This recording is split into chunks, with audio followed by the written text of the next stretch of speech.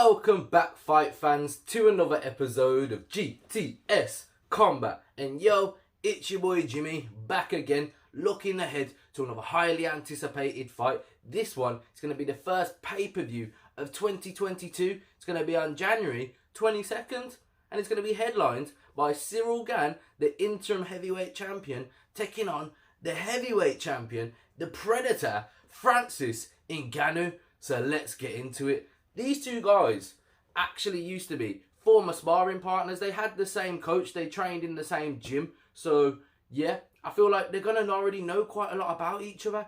Is that going to make them a bit hesitant? Or is that going to make them quite confident to come in and put their stamp on the fight? Who knows? It's a difficult one to call. You got Ngannou, who is the heaviest puncher the UFC's ever seen, one of the scariest punchers the UFC's ever seen. And I know you got Derrick Lewis out there who actually holds the record of what the most knockouts in UFC history. But there's something different when you look at when Ngannou sparks a man out. And I know Derrick Lewis is a devastating puncher too. When he knocked out the likes of Curtis Blades or Alexander Volkov. It's different gravy, isn't it? But Francis Ngannou has just got this reputation of being this like absolute beast, this monster, this fucking killer in the octagon, where if he hits you, you go and spark out. And again, I suppose that's the same as Derrick Lewis, but we're not talking about Derrick Lewis in this fight. I'm just saying Ngannou is a fucking beast. He's partly what motivated me to fucking start this whole weight loss. I'm now, about 11 stone. I used to be close to 18 fucking stone watching the UFC, like critiquing them, and then one time I'm like, yeah, I'm the same weight class as Francis Ngannou. Yeah, that can't run, I better start running myself and fucking lose some weight. So that's what we did. And yeah, from about, 243 pounds I used to be, or 248 pounds, something like that. 17 stone 9, down to 10 stone 3, now knocking about 11. Big up me. But yeah, we're talking about these two here. So you got Francis Ngannou, scary puncher, known for knocking people out left, right and centre, against Ciryl Gane, who's 10-0 in his MMA career. Pretty impressive. Got into the interim champion of the UFC at just 10-0. His last few fights, he's fought the likes of Tanner Boser, Junior Dos Santos, Jairzinho Rozenstruik, Alexander Volkov, and then Derrick Lewis to get his hands on that interim championship. But he's not known for sparking man out left, right and centre like Francis Ngannou. He's quite a technical puncher, quite a well-rounded fighter. He'll just try and navigate his way through the fight to make sure he gets his arm raised. Sometimes playing it quite safe. Sometimes not too much actions going on. He's kind of, playing it safe on the outside, keeping his man at range, just touching him up. Very technical, like I said, a very technical striker. He's not putting himself in too much danger like you could imagine Francis Ngannou did when he just fucking ran at Jairzinho Rozenstruik, letting them fucking hands fly. You won't see something like that necessarily from a Ciryl Gane. But like I said, these two train together. So most opponents go into the fight with Francis Ngannou probably almost, probably just concerned about that power.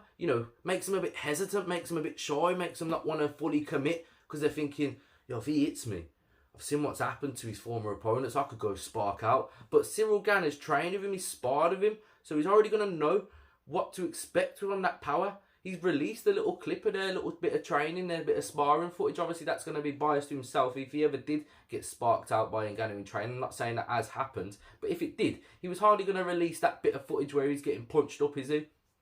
So, it is a difficult one. And I'm a big fan of Francis Ngannou, and I'm not the most, I am blown away from what Ciryl Gane's achieved. But he's just not the most entertaining fighter at times, so for him to rule that, if he beats Ngannou, it's going to be hard to see a lot of other heavyweights defeating Ciryl Gane, to be honest. But like I said, he's not the most entertaining fighter, so is he going to be the most entertaining champion? I'm really hoping that Ngannou beats him, but a part of me is thinking the technical style that Ciryl Gane has, he is going to be able to probably outwork Francis Ngannou and navigate his way through this fight. And I'm not saying he's even going to maybe stop Francis Ngannou. He's just going to play it safe for 5 rounds and point score and get a unanimous decision victory is what I'm kind of backing Ciryl Gane to do. That's kind of what I'm leaning towards. And nevertheless, if Ngannou's getting frustrated and he's getting tired, Ciryl Gane potentially could get a TKO victory. Maybe even a knockout in, I don't know, maybe like the 3rd, 4th, 5th round. But I'm most likely favouring Ciryl Gane to get that unanimous decision victory if Ngannou can't land that perfect punch. It doesn't even have to be fully perfect, let's be honest. It just needs to fucking hit him on the head somewhere, and he's going to fucking wobble his head and go fucking spark out like most of his other opponents. So you can't fully rule out Francis Ngannou landing that punch. It's very possible that that could happen. So I'm hoping I'm hoping Francis Ngannou can land that bang and continue to rule the heavyweight division. And it's going to be quite interesting if he does, with what happens with that contract situation. This is his final fight on his UFC contract, and he's defending the UFC heavyweight championship. It's quite baffling. Be quite an interesting storyline to follow. It could make a bit of a mockery of the division, and it could be a bit of a statement, and it could be something that we see happen again in the future from another maybe another champion later down the road in another division. Who knows? Because this is a real first for me to see happen.